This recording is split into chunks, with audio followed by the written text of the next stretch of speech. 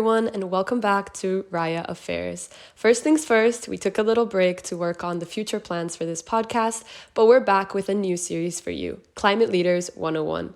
In these next 6-episode series, we will be discussing reports on climate leaders around the world ahead of the COP27 with individuals ranging from Ethiopia to China and to international activists. Before I go really any further into this partnership and this new series, I wanted to introduce the co-host for this episode. Joining me today is Meryl, a project development intern at RAIA and a recent international relations graduate from the Netherlands. So hi Meryl, would you mind telling our listeners what RAIA is and what it does? Hi everyone, I'm Merel and welcome to the new episode of RAIA Affairs. As always, to give you a brief overview, RAIA is an international think tank led by young professionals that translate the abstract world of international affairs by simplifying rather than generalizing. RAIA is where you can learn about the stories and worries of political leaders, the behind the scenes of decision makers, and how politics impacts and changes your life. This is RAIA Affairs, filling you in wherever you are. All right, thanks, Meryl. That's our usual overview, but I'll go on to explain this new partnership. Over the next following weeks, we will be dedicating our episodes to, as I said, climate leaders in a collaboration between RAIA, IE University School of Global and Public Affairs, and Ayuda and Acción, under this umbrella that's the EU Commission's initiative One Planet for All. One Planet for All is really a project that seeks to promote participation of European youth in the fight against climate change, and that's what we're doing here. So yeah, over the summer break, 6 IE students underwent 10 weeks of RAIA training, familiarizing themselves with the RAIA methodology and just attending other research-related seminars. Their reports will be published on the RAIA website. As always, we would also like to make it clear that the expressed opinions in this episode are welcome, even though they're not a direct reflection of RAIA. RAIA specializes in unbiased writing and analysis of international relations. And very quickly, if you missed it, the last episode before this series, we invited RAIA writer Jack Gazdia to discuss Taiwanese leader Tsai Ing-wen and her economic policies as she attempts to consolidate power nationally and regionally. We got into the specifics of what drives her new southbound policy and the sovereignty challenges that she faces, along with other topics. This week, we'll be inaugurating our climate leaders, changing course from our normal podcast route as per se. To kick off this episode, we will be introducing IE student and RAIA summer intern Quynh Dinh to tell us more about the United Arab Emirates' very own Mohamed Bin Zayed. We will look into the motivations, pressure points, and impact this prostrate leader has when it comes to transitioning into a sustainable and environmentally advanced agenda. Marina, on to you. All right, so hi Quynh, and welcome to RAIA Affairs. Why don't you tell us a bit about yourself? So where you're from, what do you do, and what interested you to join the RAIA and IE summer program? Hi Meryl, hi Marina. I'm Quynh, I come from Vietnam, and currently I'm a second-year student studying law and international relations in IE University. I decided to apply for the summer program because I want to hone my research and writing skills, and also RAIA is an excellent opportunity to figure out possible career options in international relations. And I'm glad I did it, being a part of this program. Okay, Quynh, that's perfect. Great to know as well that you've enjoyed this time. But now we move on to this little next question that we like to ask all our guests, because we know they're very passionate about international relations as we are, and also because it's really fun to hear what guests come up with. So Quynh, what leader, can be dead or alive, who has impacted the world, would you like to have a 5-minute conversation with if you could? Well, the first person who came to my mind is Xi Jinping, the leader of China's Communist Party. He is a controversial and influential leader who is creating a lot of changes to the geopolitics of Asia. However, little is known about him, so I guess 5 minutes of conversation with Xi could be interesting. All right, thank you, Quynh, for letting us know, and let's get into it. So, Quynh, for those of us who are unfamiliar with the topic today, could you give us some political background into Mohamed Bin Zayed and the United Arab Emirates? So, Mohamed Bin Zayed, or from now on I will address him as MBZ for short. He is the third son and one of the most favorite princes of Sheikh Zayed, the founding father of the UAE. MBZ spent a lot of time studying abroad in Morocco and in the UK. And after he finished his military academy in the UK, he came back to the UAE, took the leading role in the Emirati Air Force, and was appointed the Crown Prince. And then his brother, Sheikh Khalifa, came to power. MBZ was gradually delegated with more tasks and more important positions in the country. For example, MBZ used to work as a chairman of Abu Dhabi Executive Council, which is the local executive authority of the Emirate of Abu Dhabi. And then in 2014, Sheikh Khalifa suffered a stroke, and MBZ became the de facto ruler of Abu Dhabi.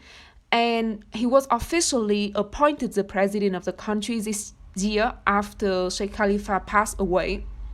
So over the past decade, since he became the de facto ruler, MBZ has pulled off significant economic transformation for Abu Dhabi, and he turned the UAE into a key commercial hub in the Middle East.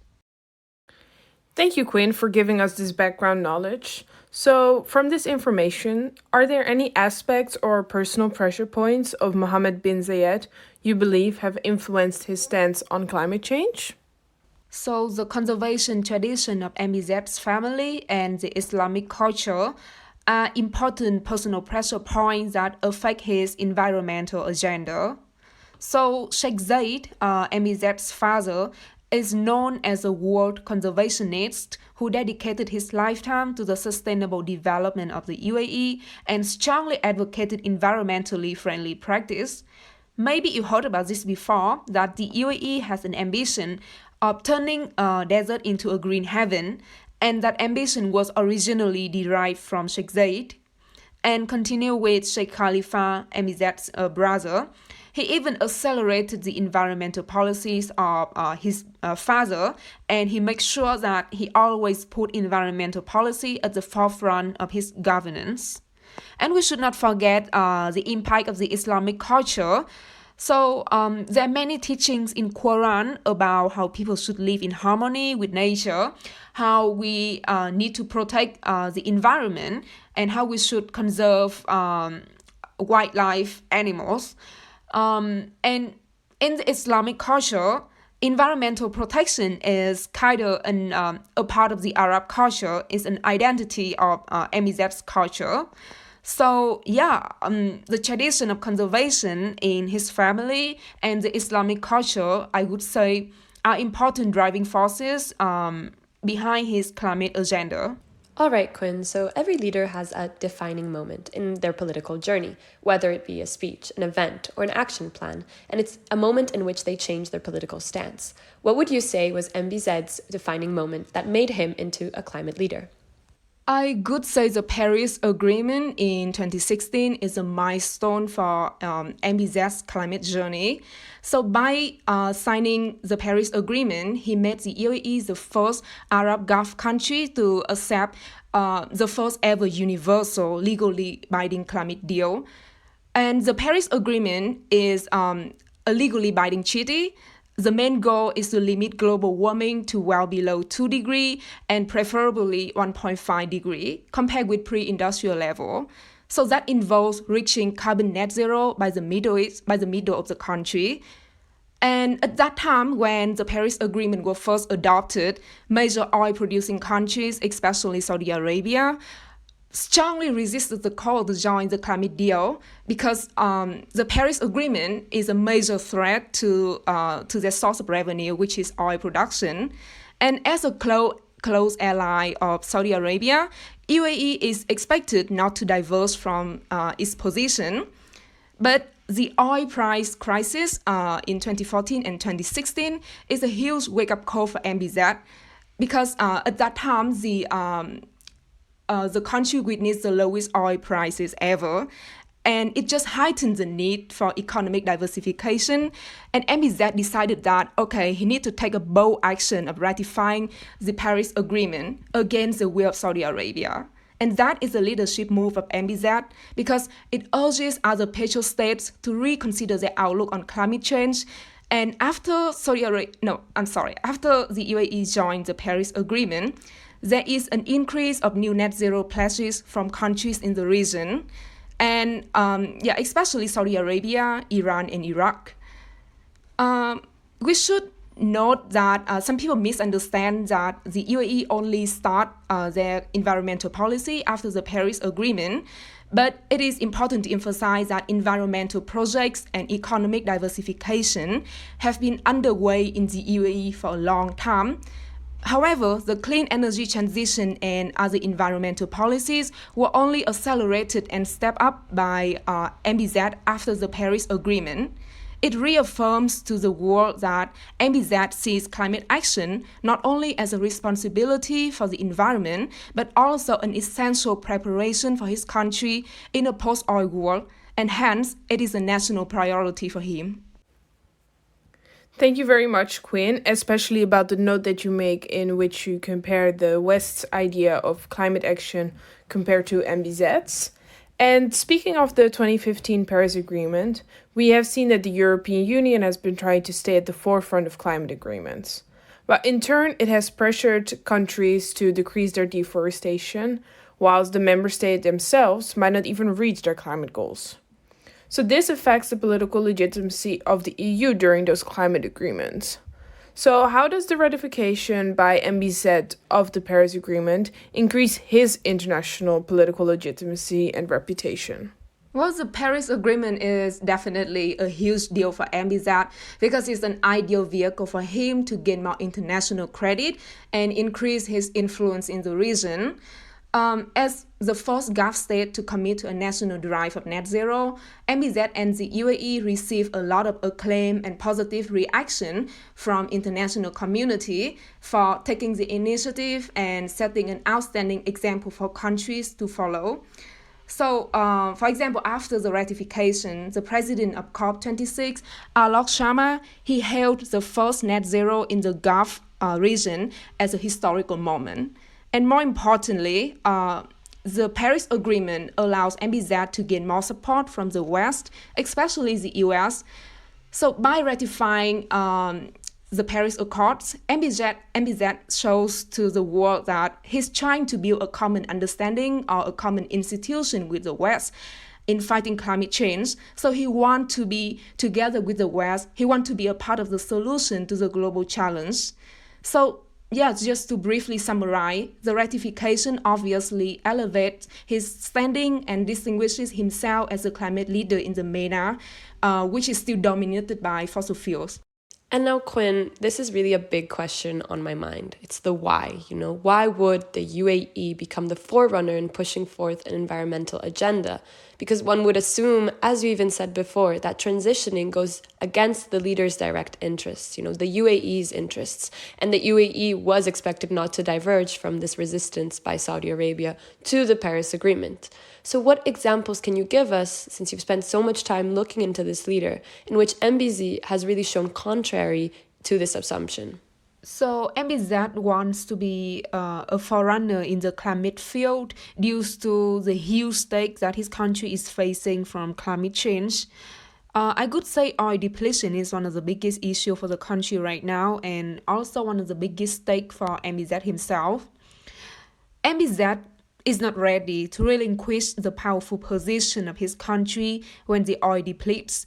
He still wants to be the major energy provider in a post-oil world, so that's the reason why he's hugely investing in the clean energy transition. And the oil depletion also affects the country's wealth because you know that the UAE derives the majority of its revenue from oil production. So that's another reason why MBZ is focusing on economic diversification and environmental policy to create other sources of revenue for the country. And at the same time, the UAE is highly vulnerable to the effects of climate change, such as drought, higher sea level, less rainfall, and especially a higher level of desertification. All of these effects, coupled with the oil depletion, are threatening the long-term survival of the country. So, such huge stakes have been pushing MBZ to accelerate his environmental agenda and be the forerunner in the field. Yes, Quynh, this makes total sense. And I saw it while I was reading your report. I think you have in there a speech delivered by MBZ expressing his vision about the oil depletion in the future. And he kind of says something along the lines of that in 50 years, when the UAE has the last barrel of oil, the question is, will they be sad? And he says, really, no. If the UAE is investing today in the right sectors, he says that they'll celebrate that moment. So I think that's really a great example that shows contrary to what we've been assuming all along. Exactly, Marina. And it's very important to also look at this side of the coin. So, for example, with the OPEC, if you don't mind, I'll first tell listeners a little bit about the Organization of Petroleum Exporting Countries. So currently there are 15 members who try to manage the oil prices amongst each other. The UAE has one of the largest per capita oil reserves and can therefore influence the OPEC decision making. So we wanted to ask you, Quynh, how has the signing of the Paris Agreement in turn affected MBZ's reputation within the OPEC, if it has at all? So I would say that the Paris Agreement ratification doesn't undermine MBZ's position in OPEC at all. Quite on the contrary, it even encourages other countries in the organization to reconsider their climate outlook and join the climate deal. A clear example is Saudi Arabia and Iraq. We need to clarify a bit here. The influence of OPEC members within the organization depends on their level of oil reserves and production. For example, Saudi Arabia occupies 1/3 of the oil reserves, so it becomes the de facto ruler of the organization. And with a little bit smaller oil reserve, the UAE is still a powerful member in the organization, and it is the third largest OPEC producer. So what I want to say is that the reputation of the UAE in OPEC mainly depends on their massive oil reserves and production. The Paris Agreement could only affect that position if it leads to a reduction in the oil production of MBZ in the country. But apparently this is not the case here, because MBZ made it clear that switching off oil production is not an option right now for the country. And after joining the Paris Agreement, he still ramps up oil production, and he is well aware that oil is still essential in the global energy mix until 2030 and even beyond that.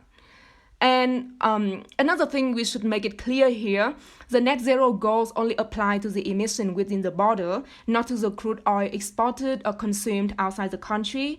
So what MBZ is trying to do here is to curb the emission within the UAE and at the same time continuing the business with oil export.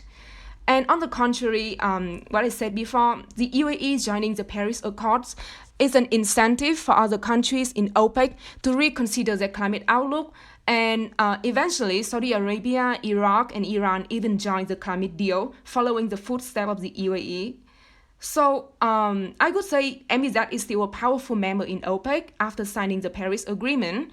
The latest example is in the dispute between in OPEC last year in 2021. The UAE rejected Saudi Arabia's proposal, and MBZ managed to block an agreement, created a deadlock, and I could say that only a member with a powerful voice could do that in OPEC. So moving on, you mention in your report 4 key environmental challenges: oil depletion, air pollution, desertification, and wildlife conservation in the UAE, all of which MBZ has proposed policies for. I wish we could really go into detail for each one. However, I believe the bigger interest here is the UAE's transition into clean energy. As a state that produces almost 3 million barrels of petroleum and gas per day, what policy solutions has MBZ really proposed for this transition, including deadlines and financing? For the clean energy transition, MBZ mainly focuses on renewable energy and nuclear programs. So for renewables, he mainly focuses on solar power generation.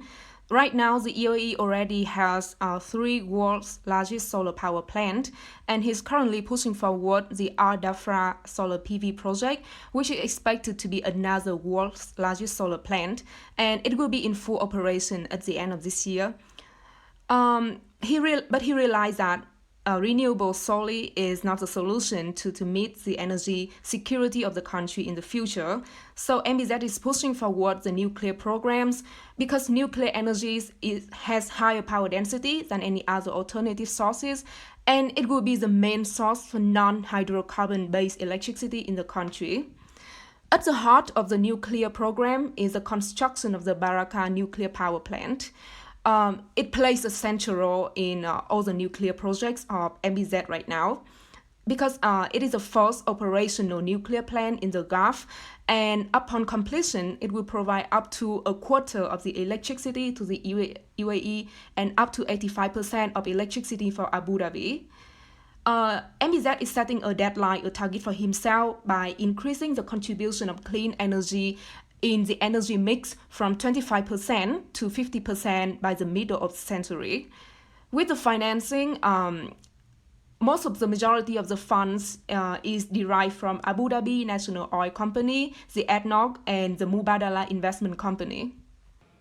All right, Quynh, thank you for that. That was actually exactly what we were looking for. And as we come to this end of this question segment, it's always important to evaluate a leader, but what they do, not what they promise and what they say only. So we know that MBZ and his government have really set these targets and made these declarations, but how much of this has actually happened? So MBZ is making a lot of effort, a lot of progress in the clean energy transition with the renewable energy and nuclear projects. So the proportion of the renewable in the country jumped from 0.5% in 2015 to well over 3.5% in 2020 after he ratified the Paris Agreement. It is a 7 times increase in the proportion of renewable energy. And he's currently pushing the construction of another world's largest solar power plant. It shows that MBZ is truly committed to increase the contribution of renewables in the energy mix. And regarding the nuclear energy, the Baraka's nuclear power plant, which was started in 2012, has strictly followed the timeline and sometimes even ahead of the schedule. Right now, 2 out of 4 reactors are in full operation, and when the whole plants are in operation, it will provide up to 25% of electricity for the whole country. So we can see that MBZ's determination in diversifying the energy sources and advancing the first nuclear plant in the region. However, there's the compliance of MBZ with the Paris Accords is severely criticized here because he's assessed as not consistent with the Paris Agreement to reduce the global temperature increase to 0.5 degree. Recently, he initiated the construction of the coal power plant in the country, which is contradictory to the need to phase out coal from electricity production to meet the net zero targets by 2050.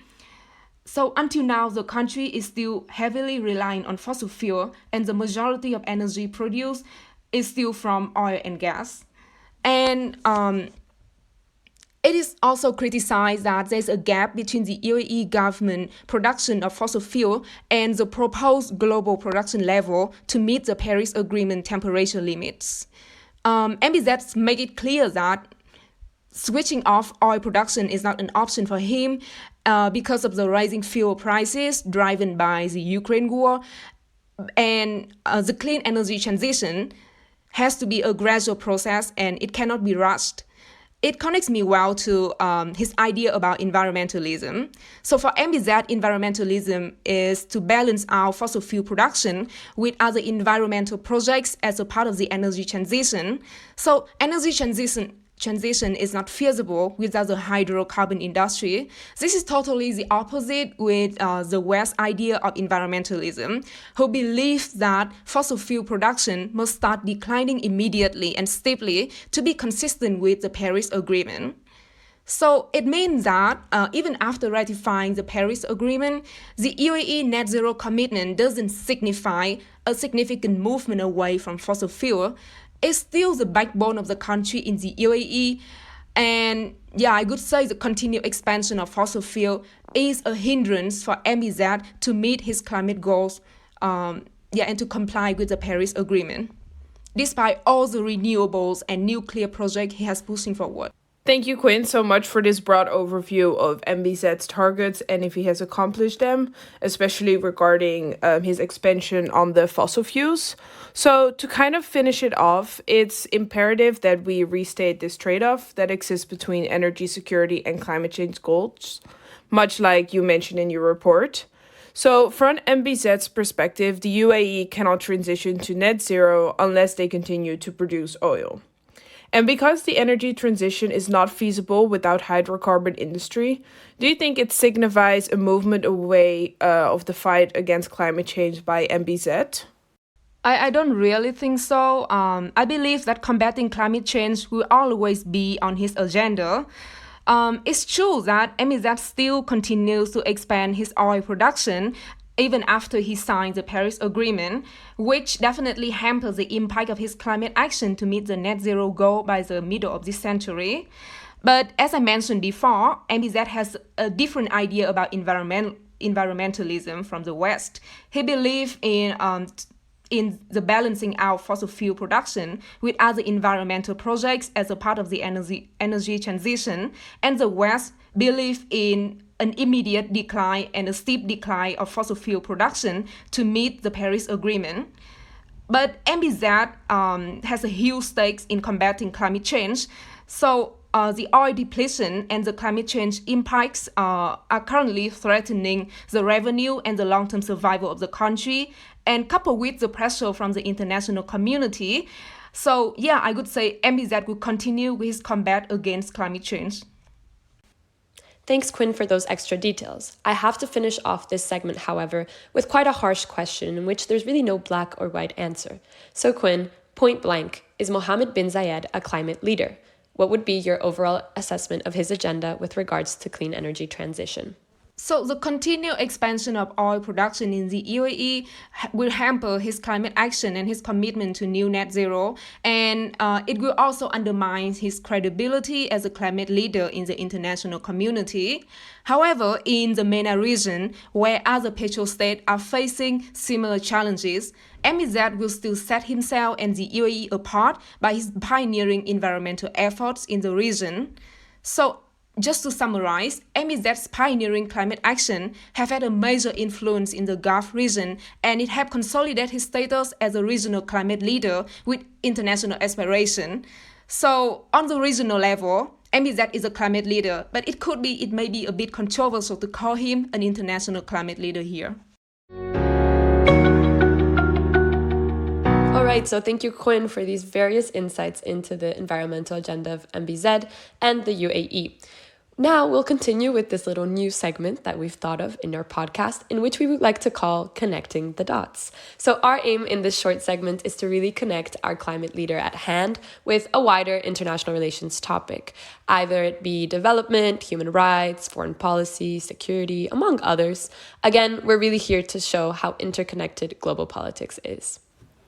While reading your report, Quynh, we came across the Renewable Energy Development Project instructed by MBZ. This project, the Baraka Nuclear Energy Plant, has been discussed internationally because of concerns of neighboring states regarding nuclear weapons and also the regional stability. Can we hence connect the dots between MBZ's goals of renewable energy and issues regarding security? So could you tell us more about the international reactions to MBZ's plan for the Baraka plant when he first initiated it? So kind of relating this nuclear energy plant, the building of it, to the international security issues. The construction of the Baraka nuclear power plant is a landmark development for MBZ and the UAE because it's the first operational nuclear power plant in the Gulf region.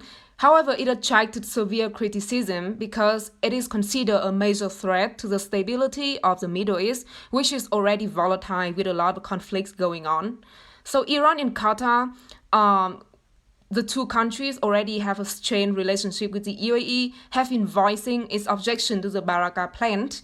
The Qatar even sent a letter to the International Atomic Energy Agency, IAEA, to express its grave concern over nuclear safety. And also at the same time, we have other nuclear energy specialists and environmental advocates from the Middle East and the West who object the construction of the Baraka power plant because they think it is a potential environmental disaster like Chernobyl, and it will be a contributing factor to a nuclear arms race between regional rivals. At the same time, we have Saudi Arabia and the West, especially the US, have the full support for the Baraka power plant. MBS MBS, the Crown Prince of Saudi Arabia, hailed the Baraka Plan as a historical moment for the region, and the US has been providing the legal framework for commerce in nuclear energy technology and for the UAE. And also a lot of US companies participate in the nuclear journey with MBZ by providing him with major components, instrumentation, and technical transfer. So the successful construction of the Baraka power plant until now shows that MBZ has been taking deliberate measure to reassure the international community, especially the US and the West, that, okay, the Baraka nuclear power plant complies with the highest standard of nuclear safety and security, and there is no risk for nuclear proliferation. Thank you very much, Quynh, for explaining the concerns regarding the nuclear power plant on a regional and also on an international level. So it's very interesting to see how the responses are different and do not only relate to a security issue, such as it can become like a Chernobyl, but also more as in a political game. As such, you could say that the US is not only in favor because they might not have a direct security problem, but also because of their dependence on the UAE oils. Okay, Quynh, so as the podcast now really comes to an end, we wanted to thank you for being the first of the summer interns to come on here. Since the beginning of the process, everyone, Quynh has shown great dedication and expert analysis, questioning us on the questions that we wanted to ask and giving us some tips on the direction that we could take on for this discussion. It's more than fair to say that we've achieved what RAIA's methodology and the One Planet for All initiative seeks, a proper analysis into actors to really understand how choices, in this case, climate and environmental policies, come to be by promoting youth participation and knowledge. That's why we're all here. So to recap, we found how personal motivations such as MBZ's familial and religious background have really pushed his interest in pursuing environmental initiatives. This culminated in his ratification of the Paris Agreement, provoking really strong reactions of fellow oil-producing countries. It's here where we really saw a change in MBZ's attitude compared to the regional actors, and where we were the most interested. Why does such a fossil fuel-reliant country have any interest in pushing forth climate change mitigation policies? And in attempts to answer these questions, as you all have seen, MBZ has been adamant about the UAE's transition to clean energy, most of all because he does not ignore the fact that oil will end. Lastly, Quynh really provided us with concrete examples of the UAE's accomplishments and gave us her final evaluation. MBZ is at a regional level the representation of what a climate leader is, yet his continued use of fossil fuel affects how this climate leader's status is internationally. So thank you once more, Quynh, for coming on to RAIA Affairs. It was a pleasure to have you. Thank you so much for having me. It's been a pleasure. Thank you, Quynh, for being with us today. And for those of you who have enjoyed our discussion and want to read Quynn's report, click the link in the episode description or find her research on raiagroup.org. Also, make sure to follow us on Instagram, raia.now, for more updates on our Climate Leaders series. It was a pleasure hosting this episode with you today, Quynh. We're your co-hosts, Mero and Marina. Goodbye from us, and thanks for tuning in. Have a great day in your sphere of influence.